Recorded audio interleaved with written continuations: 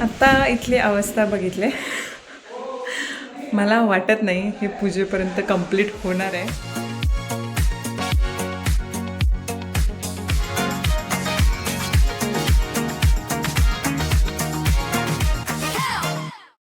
Hello नमस्कार, मी Dhanashree house क्वीनमध्ये तुमचं खूप सारं स्वागत करते. आजचा दिवस तुम्हाला खूप छान आनंदात जाऊ दे. तुमच्या मनातल्या सगळ्या चांगल्या इच्छा स्वामी महाराज पूर्ण करू देत. आणि इथं आरो उठून आलेलं आहे.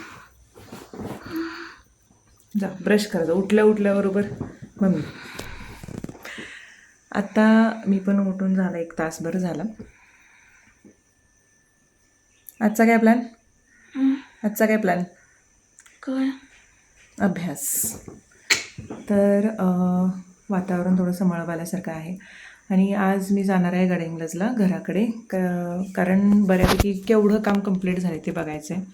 काहीच कमी दिवस उरलेत. आणि जे रेलिंगचं काम होतं, लॅमिनेशनचं काम कंप्लीट झाले का, कलरचं काम सुरू झाले का, किंवा बाकी या सगळ्या गोष्टी, हॉल कंप्लीट झाल्या का. कारण नेहमी मी किचनपासून सुरुवात केली, कारण हॉलमध्ये सगळं सामान होतं आणि ते मला दाखवताच आलं नाही हॉलचं कसं आहे काय आहे.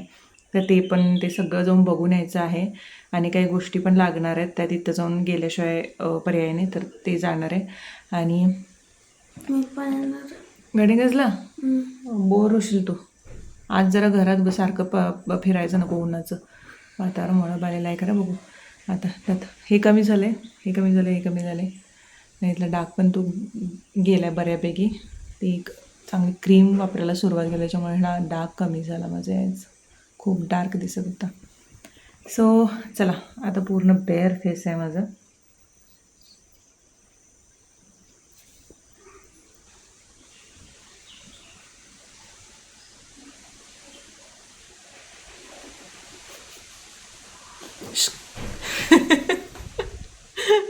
अरे म्हणजे ते एका जागेवर मी असं केलं ना तर तिरळ्या होतात डोळे माझे. काय सांगायला लागलास? हिचं पण सेम आहे तुझं.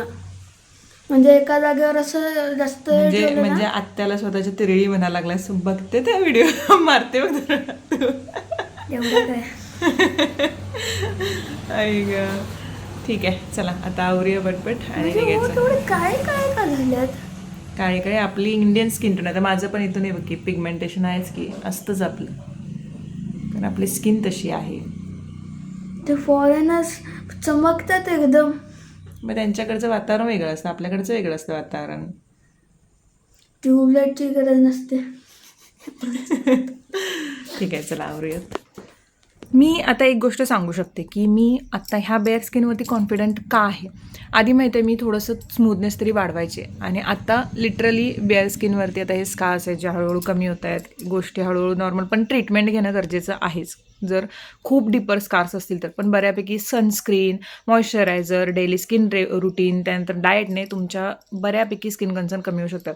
मी इंस्टाग्राम स्क्रोल करताना ना रिसेंटली एक इन्फ्लुएन्सर आहे जिला फॉलो करते, आणि तिला एक ॲक्ने होता आणि तिने एवढं लक्ष दिले नाही. नंतर आत्ता सडनली मी एकदी रील बघताना तिचे फोटोज तिनं पोस्ट केलेले, आणि तिनं सांगितलं, तिची जर्नी सांगत होती की फुल भरल्यानंतर तिनं लक्षच दिलं नाही. आणि आपण हे असंच करतो, स्किन प्रॉब्लेम्सकडे दुर्लक्ष करतो. आपण काय करतो, एखादा ॲक्ने उठला, पिंपल्स उठले की अरे चला एकच तर उठलाय कशाला. पण ते लक्षण असते की काहीतरी गोष्टी चुकीच्या घडतात आपल्या स्किनच्या बाबतीने. हळूहळू आता इथे मला उठलेलं, त्याच्यानंतर इथे उठलं, काही ना काहीतरी डाएटमध्ये चेंज झालं आहे, काहीतरी प्रोडक्ट आपण चुकीचे वापरत, किंवा आपला स्किन एक्सपोजर बाहेर जास्त झालेलं आहे, चेंज झाले. ह्या सगळ्या गोष्टी होतात, आणि वेळच्या वेळी जर आपण त्यावरती कंट्रोल घेतला नाही तर पूर्ण चेहरा भरून जातो, प्रॉब्लेम अजून वाढू शकतो. ह्यासाठी तुम्ही चांगल्या डर्मॅटॉलॉजिस्टला कन्सर्न केलं पाहिजेत, हे मी नेहमीच सांगते. आता क्युअर ॲपमध्ये तुम्ही ह्या गोष्टी सगळ्या फ्री ऑफ कॉस्टमध्ये बघू शकता, ज्याचे डिटेल्स मी डिस्क्रिप्शन बॉक्समध्ये दिलेले आहेत. लिंक मी कमेंटमध्ये पिन करून दिलेली आहे.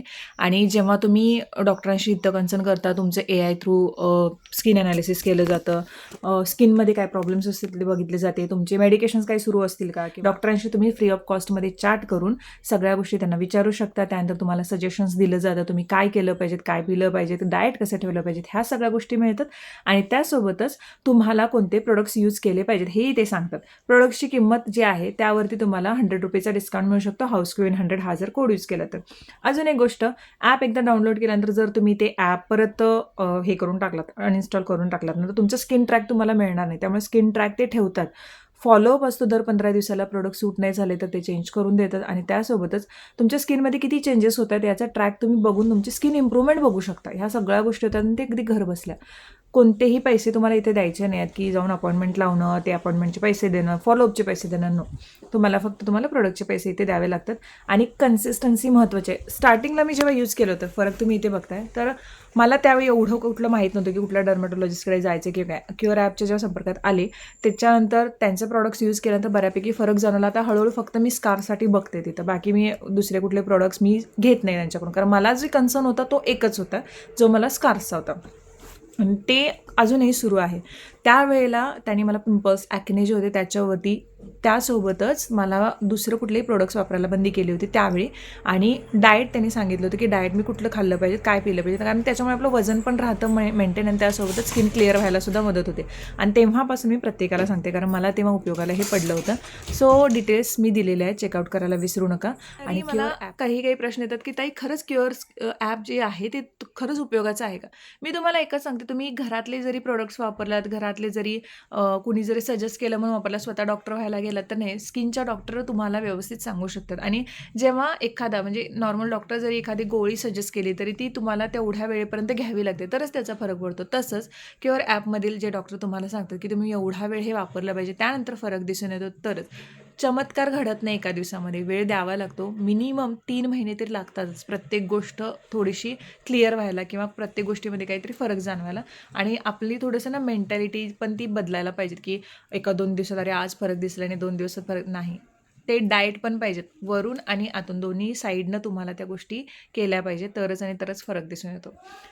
चला आता निघते, वेळ झालेला. नेसरी ते गडहिंग्लज रोड ना आधी थोडासा छोटा होता, म्हणजे रुंदीनं, आता असा मोठा झालेला आहे. आणि हे कामसुद्धा चांगलं केलेलं आहे, त्याच्यामुळे रहदारी जी आहे ती वाढलेली ते आधीपासूनच होती, पण ओके झाले सगळ्यांना. अजूनही काम थोडं थोडं सुरूच आहे, ते पुलाचं पण काम चालूच आहे. जाऊन पोहोचले मी गडहिंग्लजमध्ये. आपण आलो आहे घरी आणि काय काय काम झाले ते बघायसाठी. उरलेत कमी दिवस, कुठपर्यंत आवरले, काय काय आवरले, क्लिनिंगचं, ह्या सगळ्या गोष्टी बघायच्यात. आज पंखे सिलेक्ट करायचे, त्या गोष्टी आहेत. आणि मी तुम्ही मला विचारते मी कुणाच्या कारमधून जाते, रेंट कारमधून जाते. आणि ही कार आहे माझ्या मित्राची, सोबत माझ्या एक काका असतं. आणि ते बरं पडतं, कारण गावावरून ज्या मला टायमाला बसेस पाहिजे तर तशा फ्रिक्वेन्सी नाही आहे, त्यामुळे मोस्टली कार यूज करतात सगळे. चल, घरापाशी पोचले. बाबांची रूम कंप्लीट आहे. लॅमिनेशन फक्त वरचं जे टॉप आहे ते करायचं आहे. हे असं पूर्ण कंप्लीट झालं आहे. हँडल्स लावायचे आहेत बाकी आता, आणि क्लिनिंग बाकी आहे या रूमचं. तर हे ठीक आहे म्हटलं चला. आणि लाईट्सचं ते होईल. किचनचं ऑलमोस्ट डन आहे, 95% वर्क कंप्लीट आहे, पण देवारा बाकी आहे अजून. आणि जे टेंडम बॉक्स आहेत तर त्याचं थोडंसं फिनिशिंग बाकी आहे, ते आज होईल म्हणा लागले. देवारा हा असा केलेला आहे, ह्याचं पण अजून खूप फिनिशिंग यायचं बाकी आहे, तर ते पण होईल म्हणून सांगितलं आजच्या दिवसात. आता मी सकाळची भेट दिली होती इथे. विकर बास्केट ऑपोजिट साईडला असे बसवलेले आहेत कांदे बटाट्यांसाठी, जे की मला पाहिजे होते.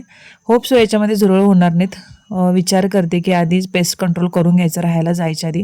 मला सजेशन हवं आहे तुमचं की करून घेऊ की नको, राहायला जायच्या आधी डायरेक्ट पेस्ट कंट्रोल करून घ्यायचं. रेलिंग हे असं झालेलं आहे काचेचं, आणि ते काल बसवलेत रेलिंग.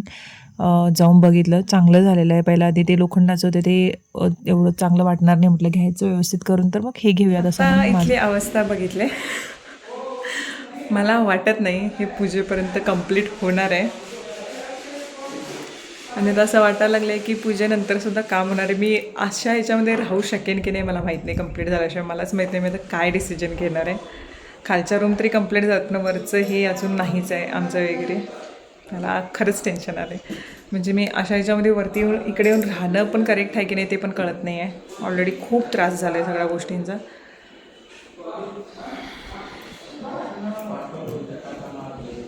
ही ग्लास बसले, ठीक आहे, ग्लास बसले. हा पसारा एवढा आहे सगळा, हा कसं काढणार आहेत माहीत नाही. पहिले तर इकडचं झालं, आरोची रूम झाली कंप्लीट, इकडचं झालं आहे, कलर बाकी आहे पूर्ण. आणि आता ही वॉर्डरोब जे आहे माझं, तर त्यांचे दरवाजे लॅमिनेट करावं लागतात ते, आणि ते दरवाजे अजून केलेले नाही आहेत कंप्लीट. हे एवढा पसारा आहे सगळा, धूळ आहे इथं, हे इथं पसारा आहे, हे इथे सगळं असं आहे. आणि हे बघा इथून असं आहे सगळं.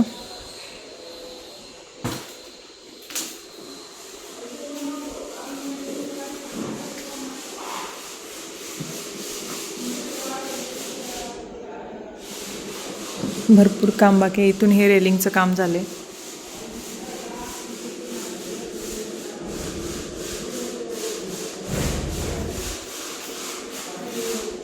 इथं हे सो मला वाटत नाही की मी पूजा झाल्यानंतर लगेच शिफ्ट होईन की नाही.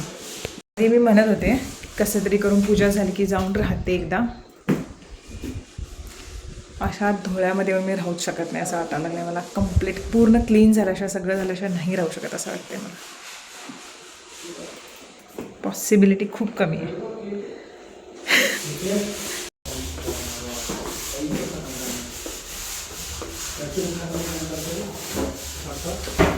घराची अवस्था बघता माझं थोडंसं डोकं तापलं होतं. मी बोलले तिथं कारण एवढा टाईम म्हटलं 1.5 महिन्याचा टाईम होता, तिथं 3 महिने लागलेले आहेत कंप्लीट. आता फायनल असं ठरवलं बघून सगळे हालात. कलरवाल्याशी बोलून झालं, इंटरव्ह्यूवाल्याशी, कारपेंटरवाल्याशी बोलून झालं. अजून ते म्हणतात अजून 15 दिवस लागणार. आता बोललेले की 14 ते 10 तारखेपर्यंत कंप्लीट करतो, 14 तारखेपर्यंत फिनिशिंग करून देतो. आणि त्याच्यामुळे आम्ही पूजेची तारीख लवकर घेतली. बट ठीक आहे, आता त्यांनी बोललं, मी म्हटलं पूजेच्या दिवशी थोडी जेवढं मला पाहिजे तेवढं करून द्या म्हटलं, त्याच्यानंतर परत घ्या. त्यामुळे शिफ्टिंग मी पुढे ढकललं आहे. फिनिशिंग कंप्लीट झाल्याशिवाय करायचंच नाही म्हटलं, कारण जाऊन उपयोगच नाही, सगळे धूळ पडत राहणार आणि हे करणार. त्यापेक्षा शिफ्टिंग सगळं क्लीन झाल्यानंतर शिफ्टिंग करायचा डिसिजन घेतला. जो होत आहे अच्छे केले होत आहे. माझाच ताप वाचणार असेल, निघून जातील हेही दिवस. विचार केलेला मी, पण ठीक आहे बघू. चला आता एक आत्याच्या मुलाच्या दुकानात चालले. एक छोट्या मुलीसाठी ड्रेस घ्यायचा आहे, ते करून पंखे सिलेक्ट करून मग गावाकडे निघायचं.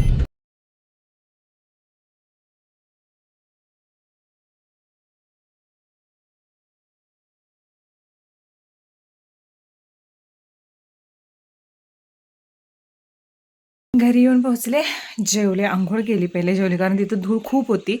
आणि आता एवढं सगळं बघता मला आता 2 दिवसामध्ये त्यांनी क्लिनिंग पूर्ण करून देतो बोलेत. खालचं फर्निचरचं ऑलमोस्ट आवरलेलं आहे, पण छोट्या छोट्या गोष्टी ज्या आहेत ना त्यांनाच वेळ लागतोय. आणि मला आधी बोललेले त्यांनी की तुम्हाला 14 तारखेपर्यंत पूर्ण हातात घर देतो म्हणून सगळं करून.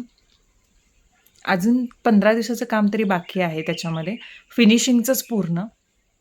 आम्ही ऑलरेडी तारीख पकडलेली आहे पूजेची, सगळ्यांना सांगून झालेलं आहे, सगळ्या गोष्टी झालेल्या आहेत. मध्ये मध्ये आता मी बघतच होते की काय कुठपर्यंत आवडते, तरी त्यांनी बोलले की 14 तारखेपर्यंत होणारच, ते होणार. कधी भरोसा ठेवायचा नाही. जर असं असेल तर 8 दिवस नंतरची तारीख घ्यायची. पण आता ठीक आहे, आता काही करू शकत नाही. जे होते ते चांगल्यासाठीच होते. मी लगेच शिफ्ट करणार होते, तसं पण म्हटलेलं पण होतं की मी शिफ्ट करूनच जे काय करून घ्यायचं ते करून घेते काम. पण जे कलर करणार आहे ते काय म्हणाले, तुम्ही तसं करू नका, कारण डबल व्याप तुम्हाला लागणार आहेत. जरी आम्ही व्यवस्थित करत असलो काम, तरीसुद्धा काही गोष्टी अशा आहेत की ज्याच्यामुळे डाग पडणं किंवा हे अशा गोष्टी तुम्हाला प्रॉब्लेम येऊ शकतो. त्यामुळे एक 8-10 दिवसाचा गॅप घ्या, त्याच्यानंतर तुम्ही शिफ्ट करा. ते शिफ्ट करताना तुम्हाला क्लीन घर मिळेल सगळं, जिथे तुम्हाला कोणताच त्रास होणार नाही. सगळ्या तुमच्या वस्तू लागलेल्या असते ज्या इलेक्ट्रॉनिक्सच्या ह्याच्या त्याच्या. आणि एवढे दिवस तुम्ही आता हे केलं, एक 10 दिवस तुम्ही वेट करा म्हणायला लागले. म्हटलं ठीक आहे, पण पूजा तर त्याच्या आधी आता आवरून घेणारच आहोत आम्ही. आणि पूजेनंतर मग एक 10 दिवस त्यांनी मागितलेले आहेत की त्याच्यामध्ये ते सगळं करून देतील. मग आता करू काय शकतं. आणि आता फक्त मला एकच प्रॉब्लेम की इकडून जायचं मला त्रास जास्त होते. आरवला तर स्कूल बस आहे नेसरीमधून, पण इथून मला पण ट्रॅव्हलिंग करावं लागायला लागलं आहे सारखं. आणि माझं काम पण राहायला लागले. ह्या पण गोष्टी आहेत. जर माझ्या सासरी मी असते तर कदाचित मला एवढा ताप झाला नसता की जर सुळ्यात म्हणजे माझ्या सासरी तिथं रस्ता जर असता डिरेक्टली गडिंग्लजपर्यंत तर खूप बरं झालं असतं. कारण सुळे ते गडिंग्लज हार्डली अर्धा तासाचं अंतर आहे आणि ते खूप मला कन्व्हिनियंट झालं असतं. मला तिथून मी आरवला सोडू शकले असते, आणू शकले असते, बाबा पण तिथं राहिले असते, कुठलाच प्रॉब्लेम नसता, सगळं नॉर्मल. आणि मेन म्हणजे तिथं व्यवस्थित राहता आलं असतं मला सगळ्या गोष्टी करून. असं झालं कारण इथून खूप लांब पडतं, खूप म्हणजे खूप ताप होतो आहे त्या गोष्टींचा.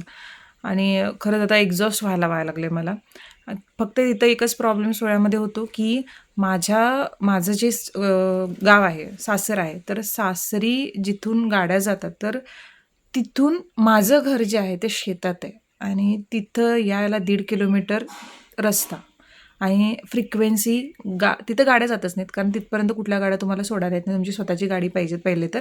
आणि 2 व्हीलर पण मारायचं म्हटलं तर आता पाऊस पडायला लागला, तिथून ते रुतून बसतात. सरळ चिखलात 4 व्हीलर पण आत नाहीत, 2 व्हीलर पण एका एका ठराविक अंतरापर्यंत जातात, तिथून परत चालत जावं लागते जर त्या तुमच्या स्वतःच्या असतील तर. नाहीतर एकदा जर एक जरी मोठा पाऊस पडला ना, खूप अवघड, खूप म्हणजे खूप अवघड होतात गोष्टी.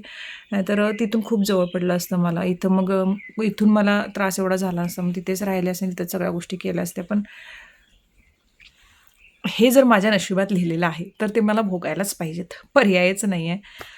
लय अवघड व्हायला लागले. ट्रॅव्हलिंग खूप जास्त होतं, इथून 1.5 तास, तिथून परत येताना 1.5 तास. खूप अवघड व्हायला लागले, खूप म्हणजे खूप.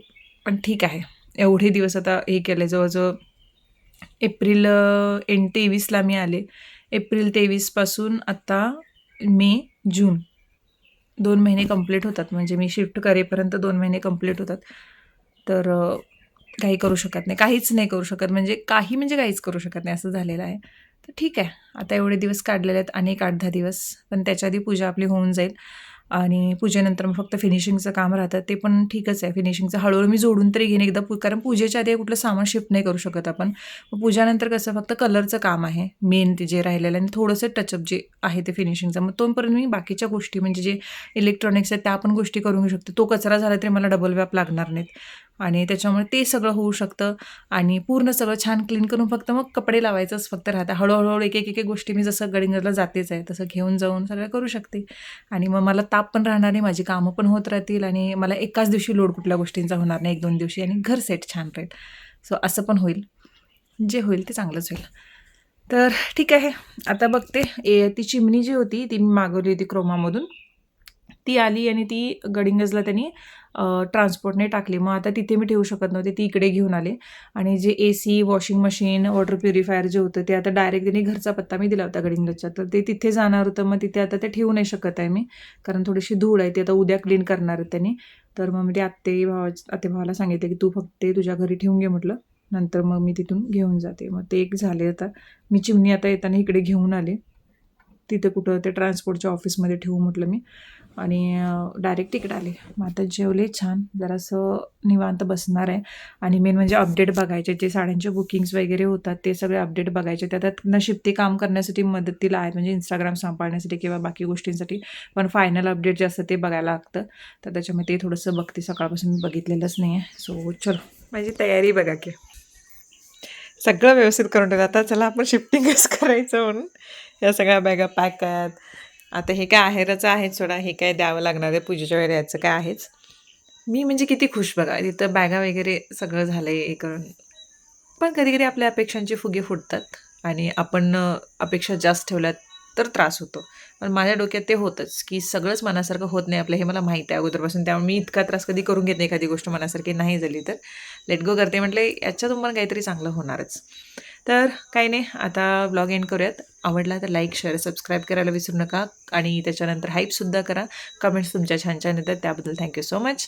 आणि अजून एक गोष्ट अशी की छान राहा, मस्त राहा, हेल्दी राहा, हॅपी राहा, चांगल्या चांगल्या गोष्टी बघा, चांगल्या चांगल्या गोष्टी शिकायचा प्रयत्न करा. जेवढा वेळ मिळतो तेवढा लोक सेल्फ इम्प्रूव्हमेंटसाठी टाका. जे चांगलं वाटतं, जे तुम्हाला बघितल्यानंतर छान वाटतं, हॅपी वाटतं, पॉझिटिव्ह वाटतं, अशा गोष्टी बघा. त्यानंतर काही गोष्टी एक्सप्लोअर करायला शिका. तुमची भीती असेल मनातली कोणत्या गोष्टींच्या बाबतीत, तर ती भीती दूर करण्यासाठी एक प्रयत्न करता येतात का बघा.